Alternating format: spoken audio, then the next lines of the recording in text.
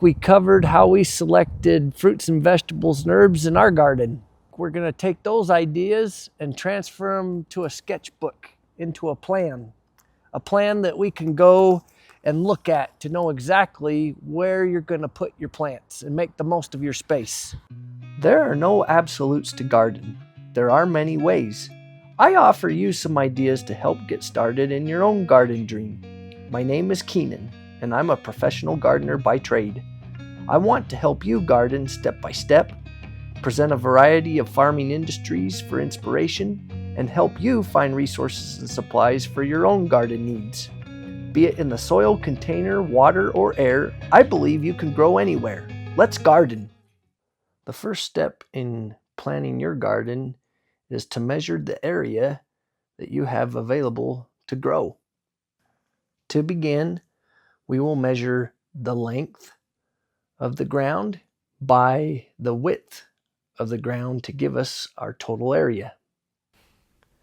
Now that you know the total area for your garden space, I now want to share a tool with you put out through Utah State University Extension called the Pocket Gardener. This is a wonderful tool to help you in your design for plant space in your garden.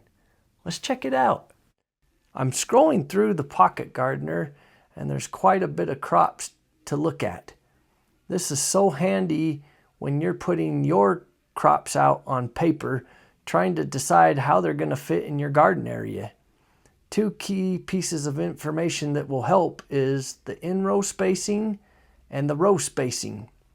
In-row spacing specifies plants that are going to be in the same row, and it's the spacing required in between each plant to grow the biggest and yield the most. Row spacing is the distance of plants needed between rows, and this is in the plant bed, and usually you'll have a pathway between. Let me show you how I sketch this out on paper.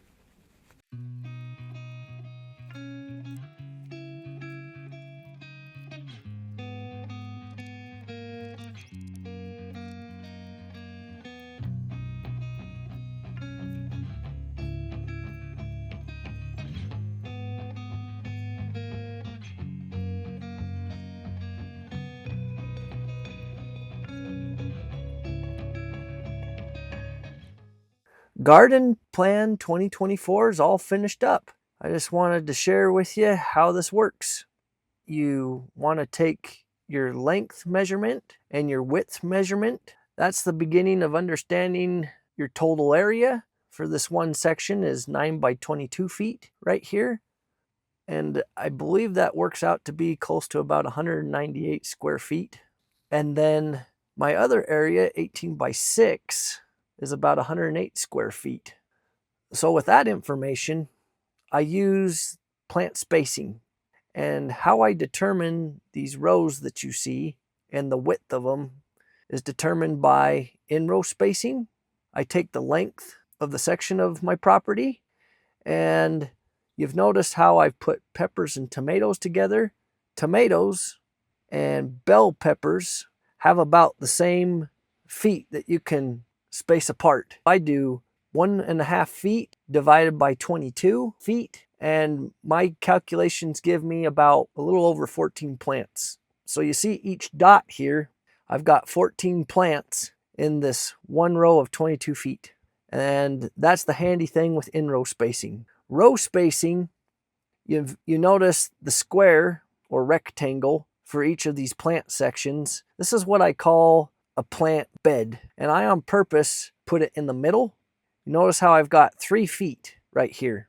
I used my row spacing knowing that tomatoes and peppers need about 2 to 3 feet apart from a plant to the next plant.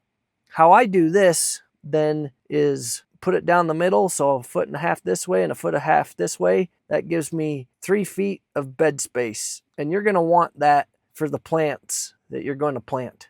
1.5 feet, you notice I have a 2-foot pathway in width, 22 feet in length, going all the way on down. That's at least 1.5 plus 2, that's 3.5 feet. And by the time it gets to the next row of crop of plants, you're looking at my watermelon, so that's about 4.5 feet. This is from this plant to the next plant is your spacing for rows that you want to have between your plants to grow the best.